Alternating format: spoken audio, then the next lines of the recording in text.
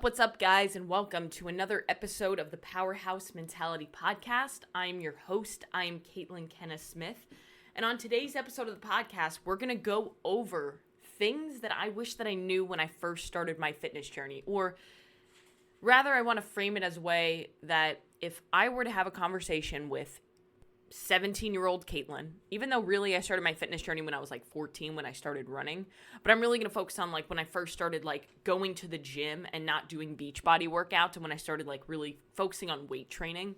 That's where I want to start my fitness journey, because when I was 14 I started running, I got into cross country, I started doing basketball in high school, and then I fell into doing home workouts, doing beach body and things of that nature. But I really want to pinpoint, like, I want to have a conversation with 17-year-old Caitlin when she first started going to the gym, lifting weights, paying attention to macros, tracking her food. I want to have a conversation with her, and these are the things that I would tell her and try to beat these things into her thick skull to try to help her be able to see better results and enjoy her life a little bit more.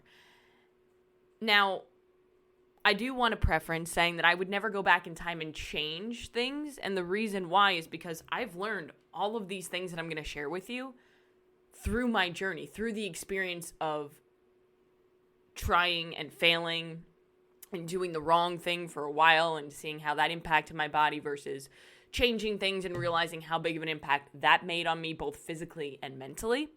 So, all of these things that I'm going to share with you, I've learned through my own experience, as well as backing it up with different research that I've done on myself and everything that I've learned as a trainer, as a coach, as a human over the last 12 years of being on a serious fitness journey. Now, there are a lot of things that I'm going to talk about today. And all of these things, I'm not going to get into full depth on them because we'd be here for hours, which I know some of you don't have a problem with, but you know, I want to get straight to the point with a lot of it. But before we start, I want to kind of share how my day's been going, what's been going on in my life. So, number one, this is an update that nobody's asked for, and that's okay because this is my podcast and I can do whatever the fuck I want, right? But the reason I tell you these things is because my journey always is going to be able to provide value for somebody, and I believe that I'm most qualified to help the person that I used to be. And you know, over the last couple weeks, my back, my pelvis, my sacrum, my hips have been really messed up. And it's been kind of a roller coaster where some days I feel okay. Some days I feel like I'm going to die with the pain. Being dramatic, of course. But every single day I've been able to train, I've been able to move, just with pain. And it's more frustrating than debilitating. Now, yesterday, that kind of all changed. On Thursday, today is Saturday, so on Thursday, I went to the chiropractor, got adjusted. I remember that night being at home and saying to myself, wow, I'm so fucking happy that I feel 100% better. Like, woo, I thought I herniated a disc or something. I remember thinking that on Thursday night. And I woke up yesterday on Friday, and my back was a little bit tight, which is, you know, pretty normal. If you go to bed and you sleep, if you have a little bit of inflammation or an injury, of course, you're going to feel a little bit more tight upon awakening because you haven't moved all night. And motion is the lotion when it comes to these types of injuries. So my back felt a little bit locked up, but I didn't think too much of it. So I went out and I did a little bit of movement. And when I was doing my movement, I felt a little off. It felt bad again. And I was like, damn, this sucks. And I was on calls during the morning. And the whole time I was on calls, I was massaging it with a massage gun between calls, or I had a muscle stim on it. And I looked at my training session for the day, and I was a little bit worried going into it because there were a lot of heavy squats, there were a lot of heavy thrusters, there were a lot of GHD sit-ups, which were the thing that initially caused the pain to be so bad. But I said, you know what? We're going to go into it. We're going to be okay, because yesterday I felt great. I did not indeed feel great after the training session. I had to skip my accessory piece, which involved more squats, because I felt like if I squatted another squat, I might tear everything in my body. And I've been in quite a bit of discomfort and pain and tightness since. So today's been a rather tough day because generally on Saturdays, I train in the morning and then I take my rest day on Sundays. And I feel almost like a loser, a failure, a quitter, a lazy ass person because my coach and I made the decision that I will not train this weekend at all. So today, instead of training when I woke up and I was barely able to get out of bed because of how tight my back was. I went on a walk. I came back from the walk and one of my dogs peed on the floor, which is so out of character, but I think it had to do with the fact that it started raining. I let them out and it started pouring, so I let them back in. I probably let them back in too soon, but it is what it is. So one of them peed on the floor, not sure who it was, probably was Kane because he just fucking pees on everything sometimes. Especially when Stone leaves, he gets weird. The Great Pyrenees is such a wild, majestic creature that just is a weird-ass dog, but one of the friendliest dogs ever. And I went to bend down and, clean it up, and I couldn't even do it. I was struggling. So I decided, you know what? I have 9 bags of ice that I've been making over the last couple of weeks from my fucking ice maker. So I'm going to throw it in the ice bath or in the ice trough that we created. And I'm going to do some ice bathing. Hopefully that'll help. It did help a lot. It's still pretty damn fucking bad right now, really bad. But I'm remaining positive because positive energy is only going to give me positive things. Being negative isn't going to help anyone. It's only going to make me feel worse. And I'm being proactive, and I've set up a virtual chiropractor appointment with a PT that one of my close friends who was a CrossFit semifinals athlete and is an athlete right now has sworn by, as well as getting information on acupuncture, dry needling, and massage. So that way next week when I do a deload week, because clearly my body needs it, I'm able to focus on these recovery tactics to help me be able to be my best come the following week. Now, that's, again, the update that nobody asked for, but an update that shares my journey and helps me hopefully be able to help you. And, like I said, today has been a little bit of a mental fuck day, we'll say, because I can't train. And it's not like I don't take rest days. It's just when I'm forced to take a rest day, and 2 in a row, it messes with me mentally. Especially because I'm an athlete and training is what I do. And recovery is a big piece of training. But if I'm struggling to even bend down, it's a little bit mentally challenging, especially if I'm struggling to get out of bed when yesterday I was doing heavy thrusters and burpee box jump overs and all these crazy things. So initially I was in a really bad mindset, and I've started to, over the couple hours that I've been moving around, waking up, doing work, just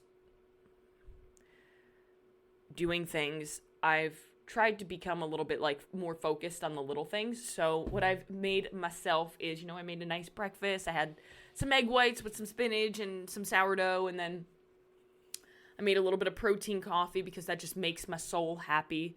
And I used my peppermint mocha collagen and my peppermint bark level 1 protein, which of course are seasonal, so you can't get those flavors now.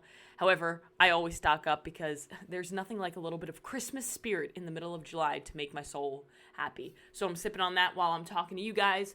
Take a sip. Little ASMR, is that what they call it? Fucking weirdos. I can't stand ASMR. It makes me cringe.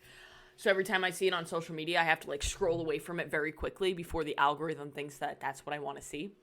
I also have a candle lit in my office. And if I have a candle lit in my office, that means I'm having a bad day, and that candle is trying to give me happiness. And the candle that I've decided to light today, in case you're wondering, is, what does it say? Hold on.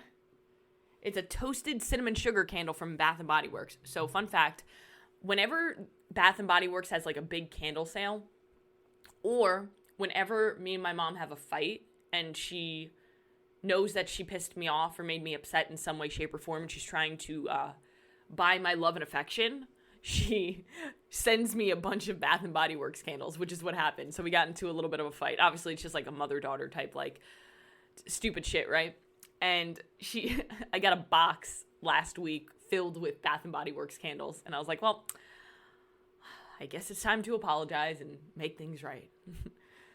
One of those candles being the toasted cinnamon sugar. And let me tell you guys, if you go to Bath & Body Works and you want a good candle, toasted cinnamon sugar smells like Cinnamon Toast Crunch, which is the best cereal of all time, outside of Golden Grams, because Golden Grams is actually the best cereal of all time. People think it's Cinnamon Toast Crunch, but it's actually Golden Grams. And honestly, that should be one of the things that I wish I knew when I first started my fitness journey. Golden Grams are better than Cinnamon Toast Crunch. I'm adding that to the list. Kidding, but not really. All right, so I got my candle lit, I got my coffee, I got my water, I'm all set and ready to go. And I gave you the update that nobody was asking for. So let's get into the things that I wish I knew when I first started my fitness journey. And you know what? I probably should have counted these things before I started this episode. I will title it with blank things I wish I knew when I started my fitness journey. So you will know before listening to this how many things I'm going to discuss today or how many things I'm going to touch on today. But let me just give them a brief count. We got 1, 2, 3, 4, 5, 6, 7, 8, 9, 10, 11, 12, 15, 16, 17, 18, 19, 20, 21, 22, 23. So a very random number. And I'm okay with that. You know what? Because I was born on December 23rd. So you know what? It fucking works for me. Now, these are in no particular order. It's just I sat down and I started writing. And whatever came into my mind went onto this paper. And to be honest, I probably could have come up with about 100 more. But we're going to keep it, we might do a part 2 or a part 3. You don't know. But right now, this is what we got. So number 1, salt is not evil. Let me give you a little background on this one. When I first started tracking my macros was the time when everybody was saying, don't use salt. Salt is bad. Don't do that. Salt is going to kill you. And people were obsessed with no salt condiments or Mrs. Dash seasonings, which to this day, I still use Mrs. Dash lemon pepper on my broccoli because lemon pepper on broccoli is so freaking good. But some lemon peppers just add too much salt where it takes away the flavor of the lemon pepper. So I'm a huge fan of Mrs. Dash lemon pepper, and I will still to this day always have tons of it in my cabinet. I have 5 of them right now because I like to always have backup. Same thing with mustard. I always have a ton of mustard just in case. I don't know. I usually don't ever think to buy it, so I just buy it whenever it's on sale.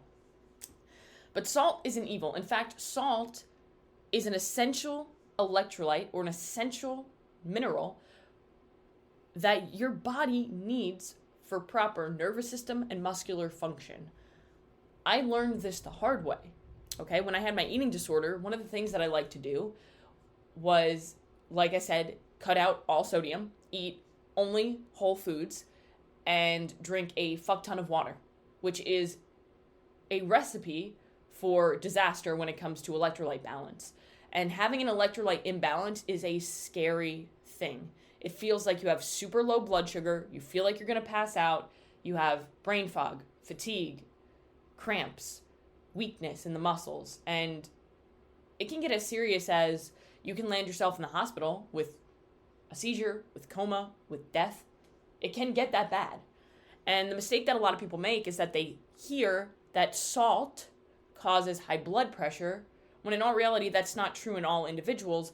And it's not necessarily the salt that is the evil. It is, where is the salt coming from? Generally, what happens with people who eat high sodium diets is that they aren't just eating salt. They're not just salting their steaks or salting their chicken. They're generally getting all of the sodium from highly processed foods and fast food, which usually equates to them eating a crap ton of calories, which is where the high blood pressure and the excessive inflammation comes from. Not the salt. It comes from the excessive calorie intake. So keep that in mind. Sodium is an essential mineral and electrolyte that your body needs for proper nervous system and muscular function.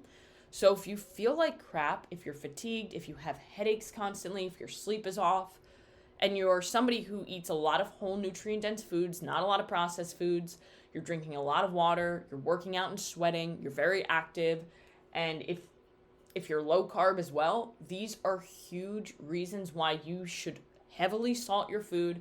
I prefer using pink Himalayan sea salt because it has other minerals in it, not just salt, not just sodium. It has magnesium and a little bit of potassium in it. And that's going to help, again, balance out the electrolytes. So heavily salting your foods, as well as including an electrolyte powder if you're somebody who works out as well. So I personally use 1st Form's hydration sticks. I just really like the taste of them. I like the convenience of them, that they come in a little stick. And I'll always put the link down below for any supplements that I talk about on the podcast. Number 2, and I'm still trying to learn this one, but I know that it's true. I'm just still trying to implement it because I'm terrible at it. And that is sleep is the best performance enhancing drug that is 100% free and 100% legal. Look, evolutionarily speaking, there is a reason why humans still need sleep in order to survive. After 50 hours of sleep deprivation, you start hallucinating, right? You're not able to be yourself. Even after like one night of sleep deprivation. There are studies shown that one night of sleep deprivation has been shown to bring somebody's blood sugar levels to that comparable to somebody who has type 2 diabetes. So it's not just cognitive function. Your reaction time slows, of course, and I'm sure everybody's aware of that. But also your hunger levels are elevated, your cravings generally go up. You're just not yourself when you're sleepy. And the recovery that actually drives you to getting the results that you want are all done while you sleep, while you're going through all these different sleep cycles. All the different hormones that are regulated during your sleep help to contribute to you earning results. So don't put sleep on the back burner. Understand that sleep is not for the weak. Those who do not sleep and wear that as a badge of honor, because I used to, they're dumb. Don't listen to them. Are there going to be different seasons in life where maybe sleep can't be the 100% priority? Yeah, like if you just had a kid, you're going to have to understand that, okay, maybe sleep isn't going to be the best, but how can I make it the best possible given the scenario that I'm in? If you're in a really tough time at work where you are expected to do a lot of different things, or if you're running your own business and you are in a busy season of life, but you should never let sleep get so bad that it's impacting your daily ability to function physically and emotionally. Number 3, this kind of goes a little bit with sleep, and I'm actually going to take a sip of my coffee before I talk about this because I want to remind coffee that no matter what I'm about to say, I still love you, coffee. I still love you. But caffeine can be overdone. Again, another lesson that I learned the hard way. I learned a lot of lessons the hard way, unfortunately. But again, I'm a thick-skulled human, so I can hear all of the things around me, and I'm like, no, I'm still good. And then as soon as I'm not good, that's when I really realize, okay, I should probably change something. So back when I worked in the gym at Fitness Connection, when I was a sales manager at one of the biggest clubs in the state, North Hills in Raleigh, North Carolina, there was a Starbucks like a minute walking distance from us because we were in like a big shopping center. And that was clutch for me because I would get up every morning at 4 a.m. and I would be at the gym at 5 a.m. for it to open so I can get my training in before my shift started at 9 a.m. And I would bring coffee from home. Then I would generally get a mid-afternoon energy drink. And then, of course, I had to have my afternoon before the evening rush espresso from Starbucks. So not only was I spending like $4 to $5 a day on Starbucks, which when I stopped doing that, I saved so much money.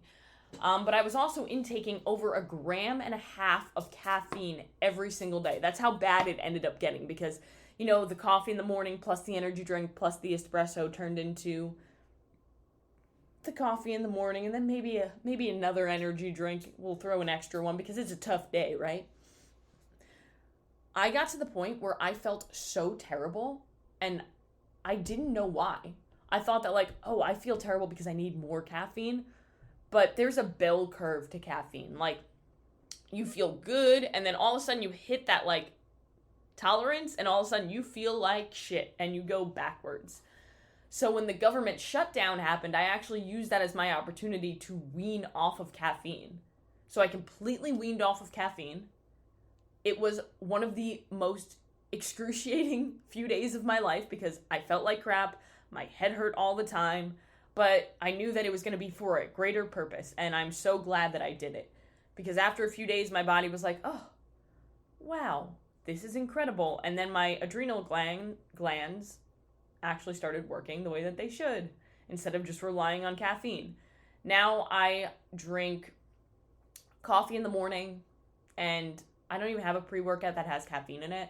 I take EAAs during my workout, which has about 60 milligrams of caffeine, so a very, very, very small amount of caffeine.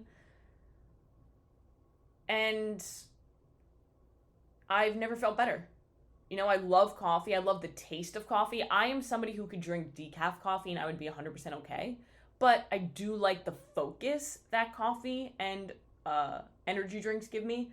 Now, when it comes to energy drinks, I used to be able to drink, or I used to think that I was able to drink energy drinks. And that's another thing I would tell past Caitlin is those 0-calorie monsters are the reason why your stomach hurts so much. I used to drink the white monster, the purple monster, the orange monster, all the monsters, but the 0-calorie ones, of course. And then I started drinking, I was really big on like Cellucor, had like an amino energy. I tried Celsius. They suck. Whoever likes Celsius, what's wrong with your taste buds? I tried Bang, and Bang messed me up so bad. And what I realized is that I can't drink energy drinks because they make me feel like a garbage can, which made me sad because they are so tasty when you get the right one. So for me, when First Form came out with energy drinks, I want to say it was like 2 years ago at Summer Smash. Maybe it was 2 years ago. They like handed them out and I was like, oh my God, an energy drink. Maybe I won't feel like crap. I was scared though. So it took me a while to actually try them. And then I remember I tried them last year. I had a whole can, like I've had sips, right? But then I had a whole can at the Hidden Summit Retreat Conference last August because I got like 3 nights of sleep the night prior and I was literally dying. And I was like, I need something. And I drank it and I felt like a fucking weapon. I felt so focused, so dialed in, and so energetic. And I just felt so present. I felt so good. And then I was like, wow, hang on to this feeling because I'm sure in like an hour you're going to feel like garbage. And I didn't. So the only energy drink I can personally drink is First Form energy drinks. Again, the link for any supplements or anything that I talk about, all First Form stuff that I use is down below. But I still drink them very rarely because I still prefer coffee. And I know that, again, caffeine can be overdone. So I like to keep it to like 1 caffeinated beverage a day. Number 4, take rest days. I'm taking a rest day right now. Does it suck for me mentally? Absolutely. But when I first started my fitness journey, I thought that rest days were a waste of time and that taking a rest day meant that I was being weak and that I would lose all of my progress. The reality is most people, especially if you're feeling like you're stalled out on your fitness journey and you're consistent with the gym and consistent with your training and your nutrition, you probably need more rest days because recovery drives results. Now, number 5, do mobility. Be proactive instead of reactive. And this is advice that I should take for myself right now, right? Because I'm injured. However, I do mobility every single day now. 2 years ago, not so much. I would just go into my garage and be like, let's go. I'd go on the bike for 3 minutes and then we'd hit the workout. Maybe it's because I'm 29 now and I can no longer do that.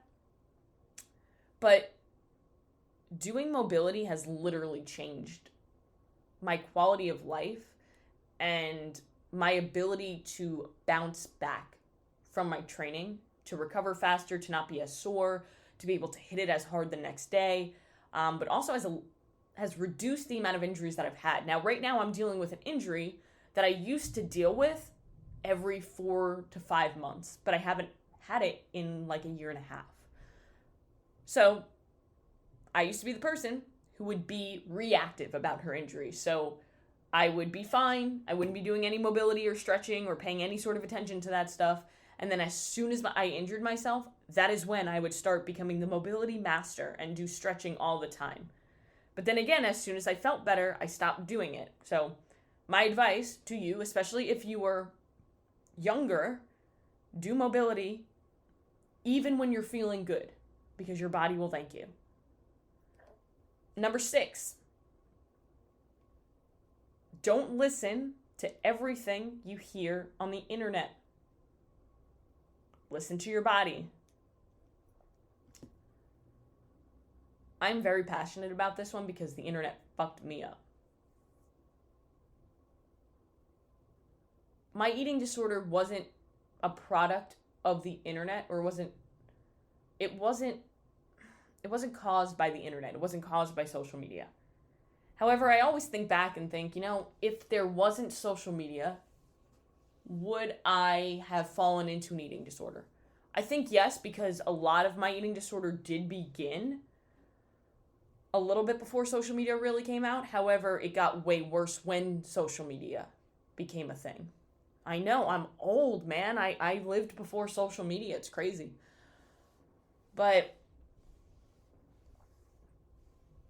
I allowed people on social media or the internet to dictate my behaviors and habits. So before social media, we'll use that as an example, I would Google best things to eat if you want to lose weight, or things not to eat. And then I'd come out to an article from Men's Health or Women's Health or Eat This, Not That. And it would be saying don't eat this, don't eat that, eat this, eat that. And I would listen to that.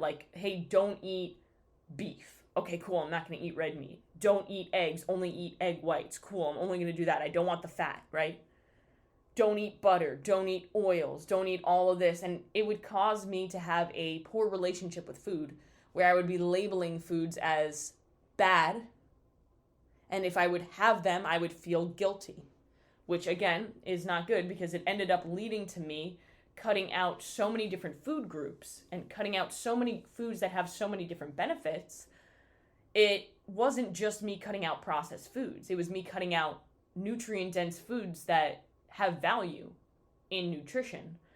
Just because I saw somebody on the internet saying that having the egg yolk could be causing you to gain weight, when that's not the facts, right? The facts are that, hey, if you want to lose body fat, then you need to be in a calorie deficit. The best way to do that is to eat whole nutrient-dense foods, because they're more satiating, they're going to provide your body with more micronutrients, and they're going to help prevent cravings and just make it more sustainable. But that doesn't mean that you can't have a cookie, right? You just can't have all the cookies, and you can't have them every fucking day.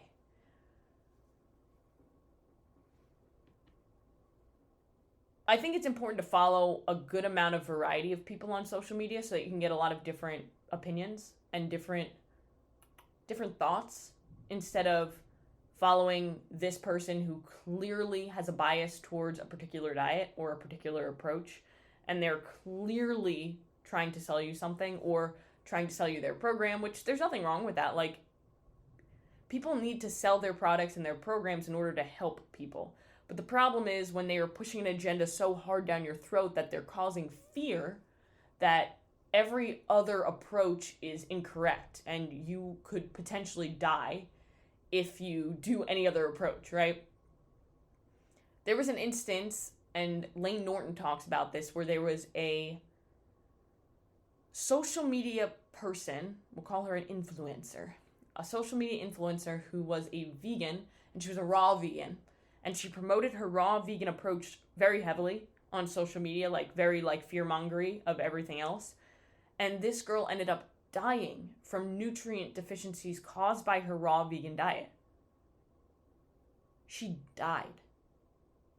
And she was telling all of these people to do this because it's the best for your health. But she died because of the diet that she was promoting. Now that's an extreme example, but it's just showing you that don't listen to everything that you hear on the internet. Be willing to do your own research, look at different opinions, and most importantly, be aware of what works best for you and what feels best for you.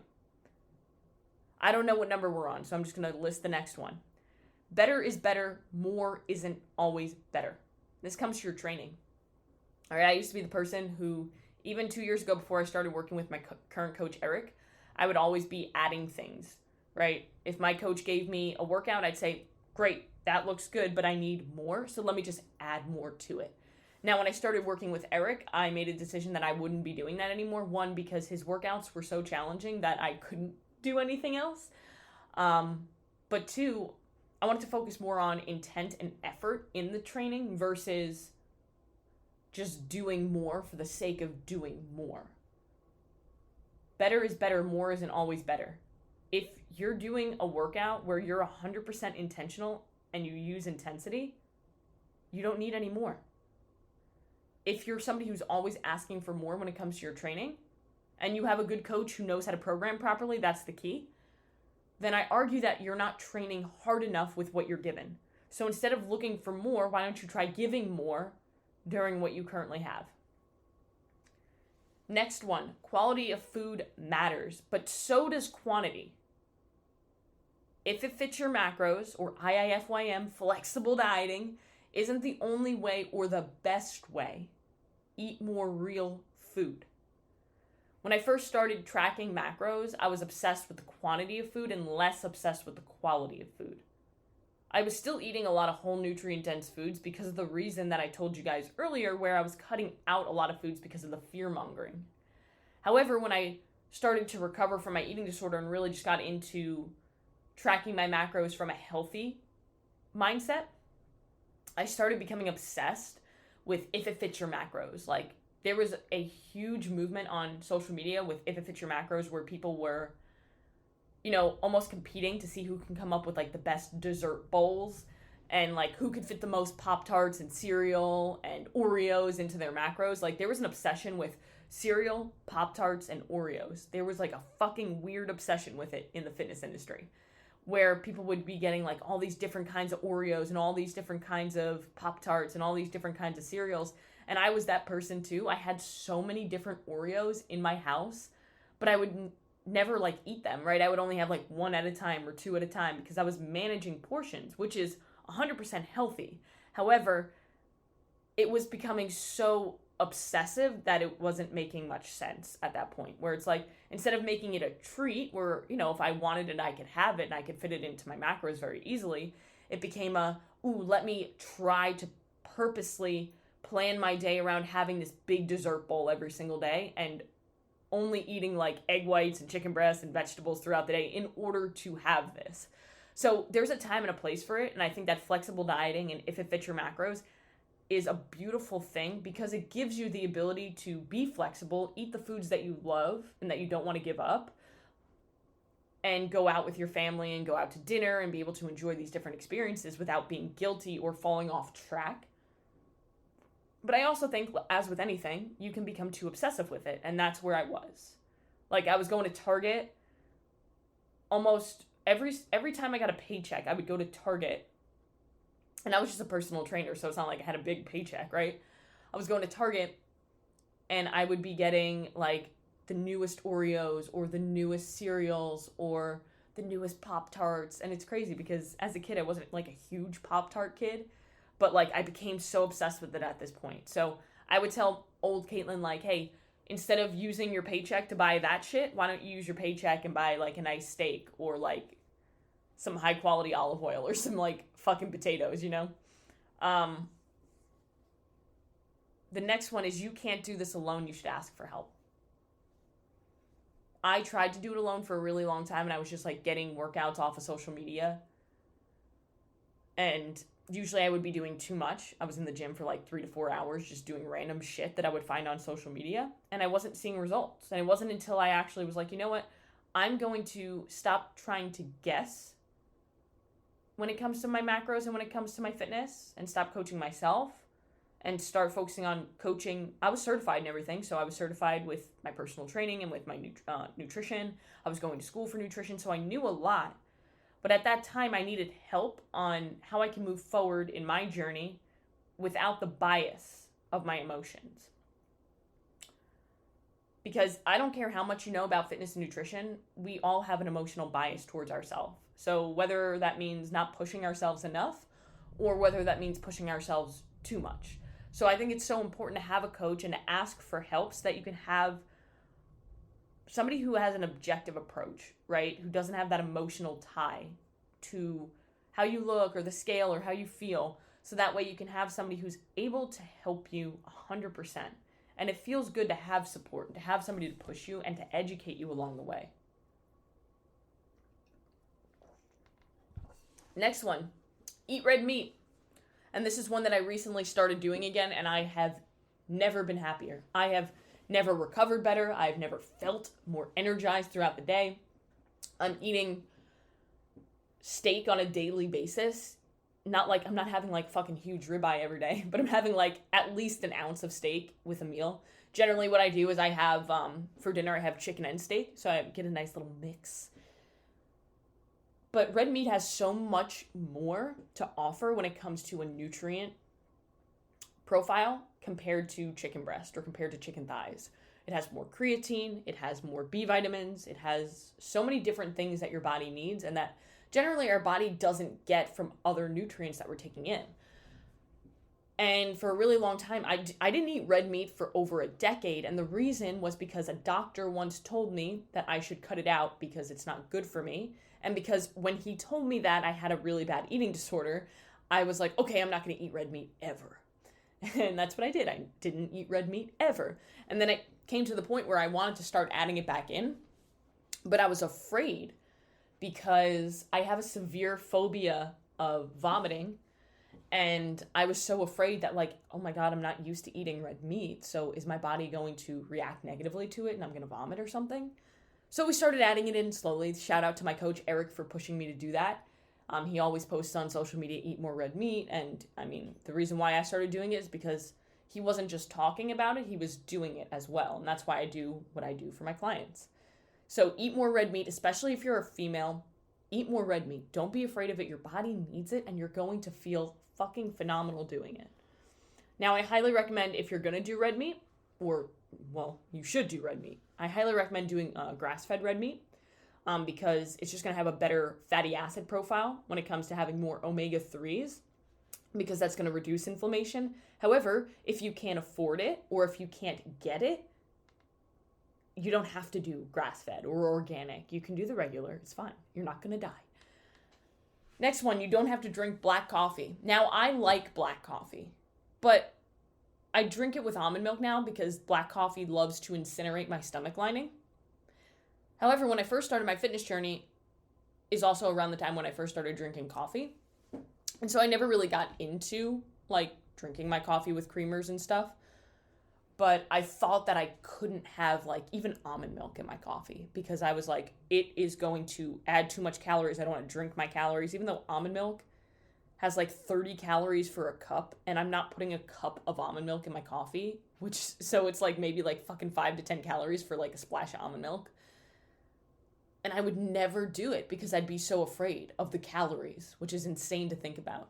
But now I have almond milk and stevia in my coffee every single day. And when I'm feeling a little bit frisky like today, or I need a little bit of happiness, I add a little bit of collagen or level 1, usually just collagen. But I needed a little bit more protein today because I'm not working out, so I'm not going to have my post-workout shake. And I love to do collagen in my coffee because it tastes phenomenal. And it adds a little bit of protein, and there's really the benefits of collagen isn't the protein benefit because it's not a complete protein source, so you're not going to get the benefits of protein from it. However, it is phenomenal for hair, skin, nails, joints, and tendons. And especially right now when my back is fucked up, having something for joint and tendon health is really beneficial. But you don't have to drink black coffee. Young Caitlin, you don't have to drink black coffee and incinerate your stomach lining. You can add some almond milk to it to cool down the acidity. You will enjoy it so much more. Now this one's really important to me, and I think that a lot of people need to hear it. You don't work out to eat. You eat to fuel your body so you can work out. And if I'm being honest, it's something that I'm struggling with today. Right? I'm not training today. I eat a lot of food, guys. A lot of food on a daily basis. My coach told me to eat the same amount of food. That messed me up. Because even though I want to say I'm 100% recovered from my eating disorder, I still have those tormenting thoughts sometimes. Like the one that says, hey, you're sitting right now. Like, stand up. Or you should probably move around more. Or you're not working out today, so you shouldn't eat as much because you didn't earn it. Now, obviously, if I'm training more, then my body needs more fuel. However, right now, my body needs fuel to recover. And it's what we do consistently that matters, so I want you to keep that in mind. But you don't work out to eat. You actually need to eat in order to fuel your body to train. If you're somebody who's working out and training, you have to look at it as, I'm fueling my body for this. Even if you're not working out and training, you're fueling your body for recovery. You're fueling your body for life. Your body needs calories and food to be able to actually survive. So I used to be in this warped mindset that would say, I need to work out in order to earn my food, when in all reality, you have to eat in order to earn your training. Okay? Next one kind of stems off of that, and that's carbs give you better results. Yes, they do. Yes, they do. Carbs are your body's preferred fuel source, and they also assist in recovery. So if you're able to give your body better fuel and better means for recovery, you're going to be able to train harder. You're going to be able to recover better, which both are going to equate to you getting better results. Plus, you're going to feel better throughout the day, and you're going to be happier. I promise you. Low carb is not happiness. Unless you enjoy it, right? It's about what you enjoy, but carbs give you better results. Again, you is me, all right?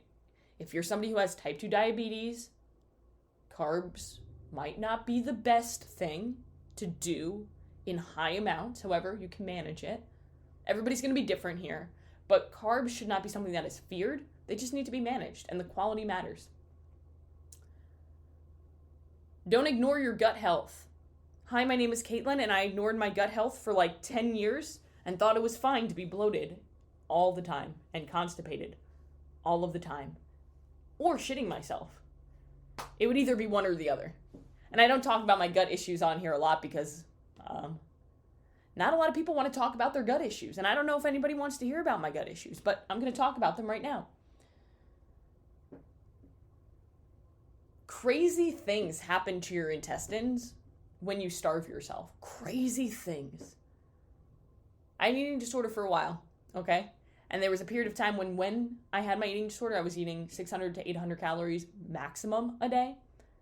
And then there was a period of time where I was eating more like 1,000 to 1,200, more sustainable, right? And during that time, I was eating over 100 grams of fiber each day. Like, I can actually go into MyFitnessPal and go back to like 2015 and see days where I had like 98, 105, 107 grams of fiber. That's fucking bananas. Fucking bananas. Speaking of bananas, I should have added this to the list. Bananas are fine. Oh, I did add it to the list. We're moving on. So I had a ton of fiber every day.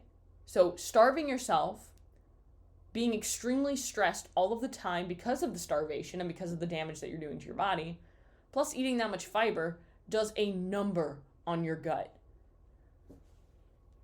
Here's a fun fact for you that nobody asked for.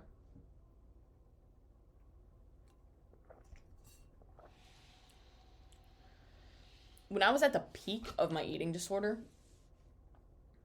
and this is one of the things that I never thought I would share with the public, but here we are. I shared it with my husband for the first time last week, and you're the second people to hear it.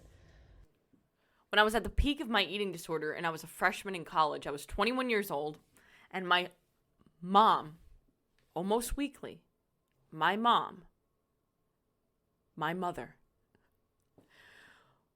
would have to give me an enema because of how constipated I was.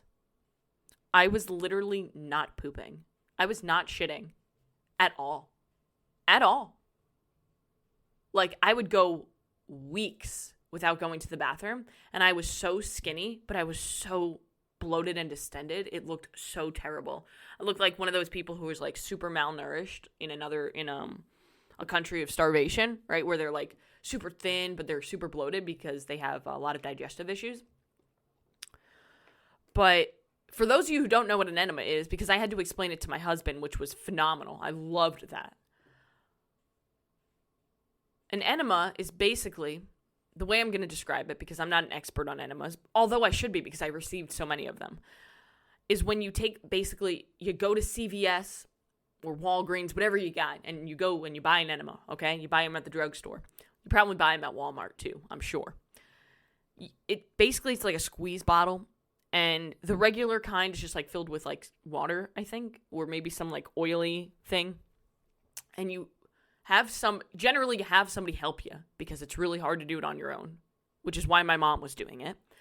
And they stick the squeeze bottle thing up your ass, and they just squeeze the liquid into your booty hole. And it breaks up the poop, right? I'm sorry if you're eating while you're listening to this. I didn't anticipate this to go this way, but we're here. It breaks it up, and then you go to the bathroom.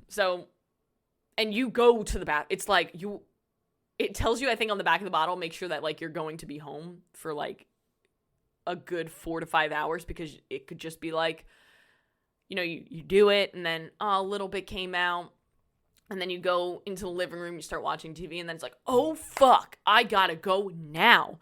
But, I mean, I wasn't eating. I wasn't going to the bathroom, and my gut health was absolute crap, and it took so long for that to recover. So even after that, I always had issues with going to the bathroom, whether it be going too much, not going enough, bloating, acid reflux. And a lot of that came down to stress as well. My stomach is a very stressed out stomach. So whenever I get anxious, my stomach is like, hey, I'm here and I'm not going anywhere. So about 6 years ago, I started really focusing on, okay, I'm going to get my gut health right, because I was sick of suffering and sick of not feeling good. So I started taking OptiGreens by First Form, which has probiotics and digestive enzymes. I started taking digestive enzymes. Over the last year, I started taking berberine, which has been a phenomenal combo, is the berberine and digestive enzymes by First Form in the morning. And then in the evening, I have my greens and some digestive enzymes with dinner. Phenomenal combo for me. Obviously, everybody's going to be different depending on what your issues are. But most people deal with gut issues at some point in their life. I don't want to say 100% of people because I don't like to speak in absolutes, but most people deal with them on a daily basis too. And most people consider it to be fine because this is just how it is. And it's so common that they deem it as normal, when in all reality, you could feel so much better if you just did a couple of little things to help you with your gut health.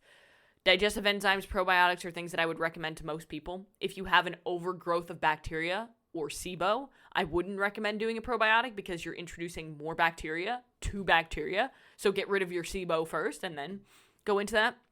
But if you're having gut issues, go get tests done, get food intolerance tests done. Listen to your body. So if you eat something and you feel like shit, maybe you shouldn't eat that again. Just FYI. But just doing little things for your digestive health. Stress management, water intake, sleep, probiotics, digestive enzymes, and the quality of the food that you're eating. And this kind of goes in, right? Everything's just flowing, right? Next thing we got is manage your stress. I am the person who is like, the more stressed, the better.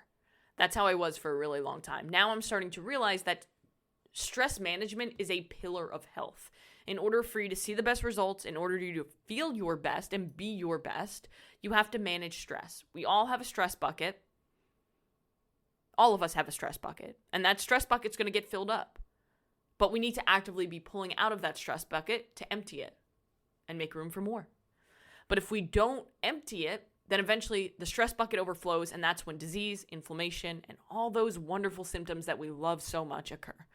So managing your stress could be as simple as breathing, going for a walk, journaling, reading, listening to music, doing something that brings joy to your life every single day. For me, reading is a really big thing. Music is a really big thing. Watching YouTube videos, watching Good Mythical Morning with my husband is my favorite activity. And going on a walk. I just love getting outside, you know. Be willing to invest in your health. I know that a lot of us right now, especially in this economy, we want to be as frugal as possible when it comes to things because a lot of things are expensive. But be willing to invest in your health. Like if you go to, I'll use a very generic example. If you go to a GNC or a Vitamin Shop and you see a protein powder that's $10 for 30 servings, that's fucking cheap, man. And then you see a protein powder that's $50 for 30 servings. Generally speaking, the cheapest option is never going to be the best quality option. Generally speaking. Of course, there are going to be outliers. But if you want to get the best results and you're really serious about being your healthiest, best version of yourself, be willing to invest in your health because it's going to pay back, right? You're either going to pay for it now or you're going to pay for it later with hospital bills. Up to you. Listen to more podcasts when you're walking or running. So over the last 4 years, I've started to, every time I go on a walk or a run, I listen to a podcast. Every single time. So every single day, I'm listening to a podcast. Usually multiple podcasts. And all of these podcasts, some of them literally change my perspective on something. They teach me so much and they spark more creative energy. I used to just listen to music whenever I would do these things, right? Which there's nothing wrong with that. But I think there's so much value to listening to podcasts or audiobooks when you're going on a walk or a run. When I train, I listen to music. That's just like what I do. I need the music. I like the music. I need that time. But when I'm walking or when I'm running, non-negotiable to always listen to a podcast. I personally love it, which is why I podcast, because I love it. But it's given me so much creative energy. It's taught me so much. And I honestly wouldn't be the person that I am today without all the things that I've learned from the podcasts that I've listened to. We're getting there, guys. We're getting there. We're on the last 1, 2, 3, 4, 5, 6. And these ones are pretty quick. So we're going to throw them out there. Next one, the shoes you wear matter. Shoes are basically casts for your feet. So over the last couple of years, I've really been being more mindful about getting the right type of shoes, usually more minimalist or barefoot shoes. So I use Flux footwear for any sort of running or walking. I use Reebok Nanos for when I'm training because I feel that they feel the best for me. And I wear my Canes recovery shoes all of the time outside of them. They're kind of like fancy looking Crocs, but they feel really good and they help with my lower back. So I recommend if you're somebody who's like going to start a fitness journey, and meaning you're going to be moving more, right? You're going to be focused more on walking or doing more activity. I highly recommend investing in a good pair of shoes that fits for you, right? If you're a runner or you're going to be walking a lot, you can go to one of those running stores and you can generally get fitted based on, what kind of feet you have and how you move. So that way you can make sure you have the best feet or the best shoes for your feet so that you don't hurt yourself, because if your feet are weak, you're probably going to have ankle issues. You might have knee pain. You might have back pain, hip pain, and all that could impact your quality of life and your training. Don't be afraid to fear. Oh, wow. My handwriting is terrible. Don't be afraid to fail during your workouts. And I'm not going to really touch on this one because I touch on it so often throughout the entire podcast. But one of the biggest lessons that I've learned this year is that the more you fail during training, the more you win during competition. And even if you don't compete, the more you win during life, okay? So if you want to hear more on failure, go back like probably 2 episodes ago and you'll learn about failure. There are always going to be trends in fitness and nutrition and health and wellness, and not all of them will stick, right? There's been a time where keto blew up, carnivore blew up, veganism blew up. On the last episode of the podcast, I spoke about the best diet for you. Go back and listen to that episode because it'll help you understand what you need to know about how to see sustainable results and how to actually be happy along the way when it comes to your health and fitness, because there are always going to be trends, right? Right now, what's trending is like cold plunging, and it might be life-changing for some people, but for other people, it might not be as beneficial. So it's important to, again, be aware of what works for you and listening to your body. Next one, eat the damn fruit. Nobody got fat from eating too much fruit. Okay? And anybody on social media who tells you that fruit is causing you to gain body fat and is preventing you from seeing results is an idiot. Is a fucking idiot. That's all I'm going to say. Because for a really long time, I didn't eat fruit because I thought that it would make me fat. And now I eat so much fruit every single day, and I'm in the best shape I've ever been in. Obviously, it's not because of the fruit, but fruit helps. Fruit has a ton of fiber, micronutrients. It tastes delicious. It usually has so many so much volume for so little calories, and it will help prevent, it'll help, what's the word I'm looking for? It'll help, satisfy your sweet tooth. Jeez. But it's a phenomenal thing. Don't be afraid of it. If you like fruit, eat the fruit. Focus on getting stronger, not on the number on the scale. The scale can fluctuate for so many different reasons. The scale does not determine your worth. The scale does not determine your results. What truly determines your results and will help you get the best sustainable results when it comes to fat loss, when it comes to muscle building, when it comes to being lean, when it comes to being healthy, is building more muscle and getting stronger. It'll help your metabolism. And if you focus on getting stronger now, you're literally putting money in the bank for when you get older. And the final one, put the phone down. Your emotional health is a pillar of your health.